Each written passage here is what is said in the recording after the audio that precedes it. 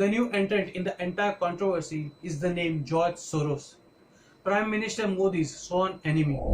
Adani's short-term loss is going to prove highly profitable for some within our own borders. Soros has no power to dictate to India or to decide what our democracy will be like. It is the Indians, the citizens of this nation, who will decide what is right for us and what is not. Modi is not Donald Trump, nor are Indians the same as Americans. Welcome to Global Reality. Let's get started. Well, the Adani Hindenburg saga doesn't seem to end, and is unlikely to end even in the near future. The new entrant in the entire controversy is the name George Soros, Prime Minister Modi's sworn enemy. George Soros at his Munich Security Conference predicted that Adani's fall will bring about a democratic revival in India. Modi government will have to answer questions from foreign investors and from parliamentarians on allegations of fraud and stock manipulation. And this will weaken the Modi government. Now we don't need an expert to point out who the real mastermind behind Hindenburg research is. The Hindenburg's report shows what economic warfare looks like. While a drop in Adani stock might prove to be an opportunity for long-term investors, Adani's short-term loss is going to prove highly profitable for some within our own borders. George Soros in his Munich speech declared, "Though India is a democracy, but Modi is not a democrat." India is an interesting case. It's a democracy, but its leader, Narendramodi, is no Democrat. It buys a lot of Russian oil at a steep discount and makes a lot of money out of it. Modi is silent on the subject, but he will have to answer questions from foreign investors and in Parliament. This will significantly weaken Modi's stranglehold on India's federal government and open the door to push for much-needed institutional reforms. I may be naive, but I expect a democratic revival in India. He buys discounted oil from Russia and makes huge profit from it. Interestingly, this is the same man who has interfered into every rising economy and single-handedly pushed ASEAN countries into economic crisis and made billions out of it. Just like Hindenburg, he made his money by shorting the Bank of England. As Soros started to advocate for a weakening pound, other investors also began betting against the pound, which eventually led to the infamous Black Wednesday crash.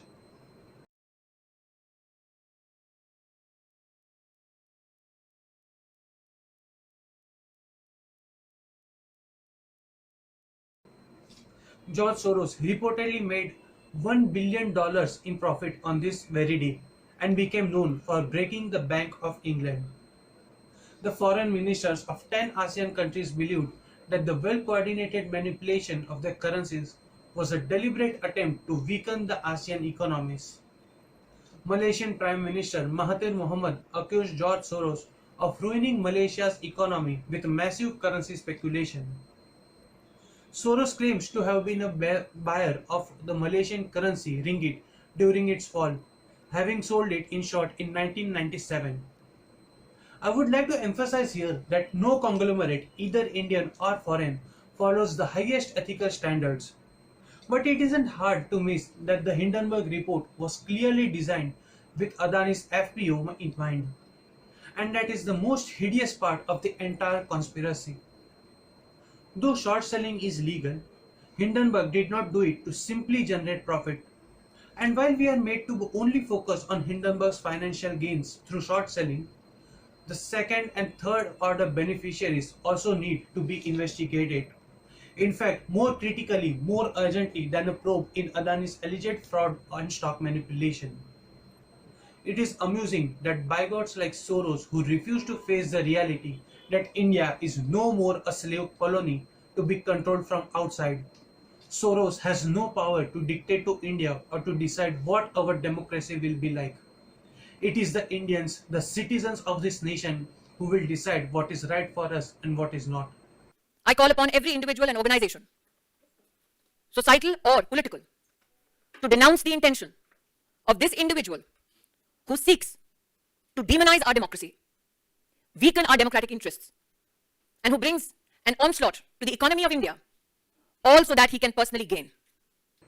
His intention against India was also clear when he spoke openly against India in Jan 2020 itself.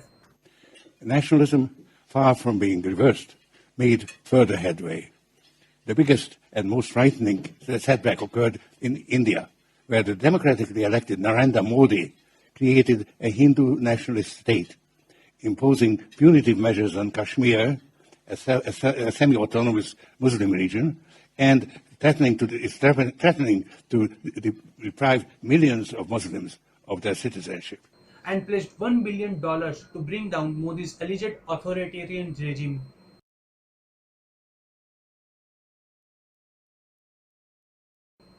So what we were guessing all along isn't a speculation anymore. George Soros himself has decided to lay it bare. 2024 general elections are going to be Modi versus George Soros. Soros, a self-proclaimed philanthropist and a Hungarian-American billionaire, runs his destabilizing economic operations through the Open Society Foundation in India. He has allegedly provided extensive grants to media running into millions of dollars to manipulate political narratives. He holds a tremendous influence on American media with links to Washington Post, New York Times, CNN, NBC, and a host of other media outlets as well. This explains American media's biased coverage against India. Ever since its entry in India, OSF has tried to interfere with our internal matters through vast and interconnected networks of organizations.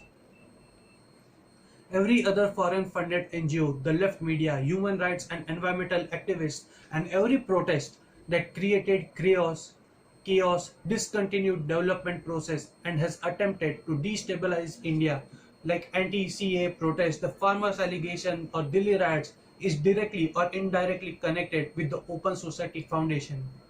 And because destabilizing a nation demands an all-round attack, economically, socially and politically, Hindenburg targeted Adani to destroy domestic trust in the government and the capital markets, and also the social contract between the state and the citizens.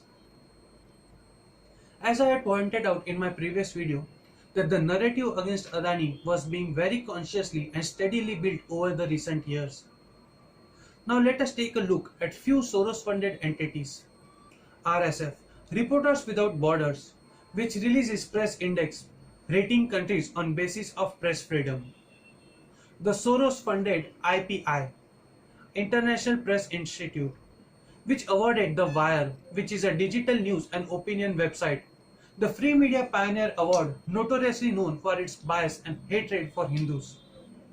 PRIO, the Peace Research Institute, Oslo, nominated Harsh Mandar, a left-wing activist who also runs Soros-funded NGO Karwa-e-Mohabbat and also was on all NSA committees made by Sonia Gandhi, and is the Human Rights Advisory Chairman in the Open Society Foundation, also known for his fiery speeches provocating Muslims against Hindus. And Zubair, a journalist and co-founder at Al News, a fact-checking website known for his Hinduphobic posts on social media platforms. Both Mohammad Zubair and Harsh Mandar were nominated for Nobel Prize. IFCN, International Fact-Checking Network, who approved Alt News as fact-check signatory. Everything is funded by George Soros. And while the Congress may conveniently distance themselves away from George Soros, there are proofs that link with him run deep, in fact very deep. It is also an open secret by now that Amrit Singh, daughter of former Prime Minister Manmohan Singh, is a director at Soros' Open Society Foundation. Salil Shetty is Open Society Foundation's vice president, was also seen joining Rahul Gandhi in his recent Bharat Jodo Yatra. Shashi Tharoor met Soros before taking oath as Union Minister in 2009 and boasted of it on social media platform. After Soros' 2020 speech, India's Home Ministry put Open Society Foundation in prior permission list of FCRA, meaning their influx in India would need government's approval first. But these sinister organizations work collectively, making a complex web of funds movement, making it easier to pump money into India. Apart from the media and the NGOs, left liberals across the world are the cheap force and deep state of organizations like the Open Society Foundation, the Ford Foundation, and Rockefeller Foundation. This ecosystem has always discredited money trailing or probe into their foundations as mere conspiracy theories. But it is good that Soros has himself come out in the open about his hostility with Modi and his sinister plans to bring about a regime change in 2024, leaving no scope for doubt. Such geopolitical interference by a non-state player makes clear these powers are working against India's interest. So we can now expect more chaos, more financial attacks, more misinformation because 2024 is probably the last chance for a 92-year-old Soros to realize his plans. Soros is all set to do a Trump in India. Little does he know Modi is not Donald Trump, nor are Indians the same as Americans. Having said that, it would be dangerous to underestimate the inclination of desperate people like George Soros and the Indian National Congress to create chaos. Those whom Mr. Soros finds pliable need to know that India has defeated imperialistic designs before and shall do so again. 2023 therefore is going to be a year of endless political turbulences, disruptions, relentless accusations and vicious attacks. Indians need to brace themselves for all this and not let their guard down. As we wind up here, I would like to share a tweet by legendary Anand Ragnathan to just clear doubts if left any. Why Soros is against Modi. Thank you for watching. Do like, share, comment and subscribe to our channel if you like our content.